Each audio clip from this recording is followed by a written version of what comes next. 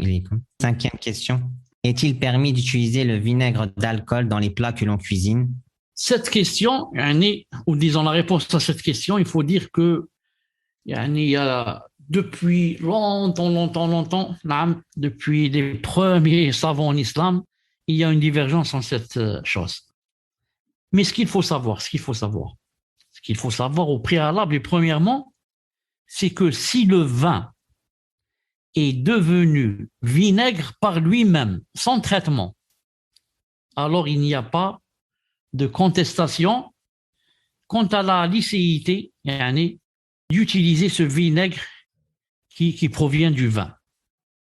Et la même chose si le vinaigre se transforme lorsqu'on le met, par exemple, on le transfère du soleil vers l'ombre ou bien de l'ombre vers le soleil et ensuite il devient vinaigre alors qu'il était vin. Ici, il n'y a aucune divergence parmi les savants que ce vin devenu vinaigre est permis bi'idhnillahi ta'ala. Pourquoi? Donc, parce que il s'est traité de lui-même.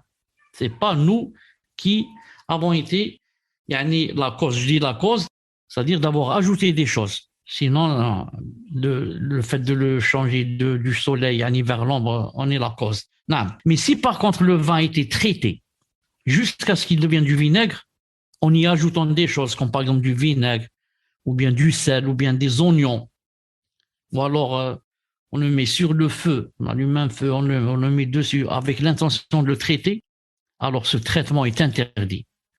Et ce vinaigre n'est pas permis. Et la preuve qu'il est interdit de traiter le vin pour qu'il devienne le vinaigre, il y a un hadith sahih authentique. Il se trouve dans Sahih Abi Daoud de Sheikh Al-Albani, provenant de Anas ibn Malik radiyallahu ta'ala anhu, comme quoi le sahabi Talha radiyallahu ta'ala anhu a demandé une fois au prophète sallallahu alayhi wa sallam par rapport à certains orphelins qui avaient hérité quoi? Ils avaient hérité de leur père du vin, tout ce qu'il a laissé. Alors ils ont appris le prophète sallam, qu'est-ce qu'on doit faire avec? Il a dit sallallahu alayhi wa sallam, déversez-le. Jetez-le, déverse-le. Alors le sahabi Talha a demandé au prophète sallallahu alayhi wa sallam, il a dit, on ne le traite pas pour devenir du vinaigre? On ne traite pas ce vin? Ce vin, il a dit sallallahu alayhi wa sallam, non, Sahih Abi Daoud. Pourquoi? Et on va maintenant juste méditer un peu. Pourquoi? S'il se transforme lui-même, c'est permis. Et si c'est nous qui transformons, et que soyons la cause, ce n'est pas permis. Non. En fait, l'une des raisons de l'interdiction du traitement du vin, c'est en fait le fait d'avoir ce vin pour le traiter. Donc on doit d'abord avoir entre ses mains. Je vais d'abord acheter une bouteille de vin, ensuite je vais la traiter. Ça, et tout le monde sait la fitna que cela peut engendrer. Surtout pour quelqu'un, par exemple, qui avait l'habitude d'en boire, qui en a bu pendant 20 ou 30 ans et qui maintenant, il achète une bouteille pour la transformer en vinaigre. Il faut voir que les tentations sont vraiment grandes. D'ailleurs, le prophète sallallahu alayhi wa sallam a dit dans un hadith authentique, vous devez le connaître, il a dit, quiconque croit en Allah et au jour dernier, qui ne s'assoit pas autour d'une table où on consomme de l'alcool.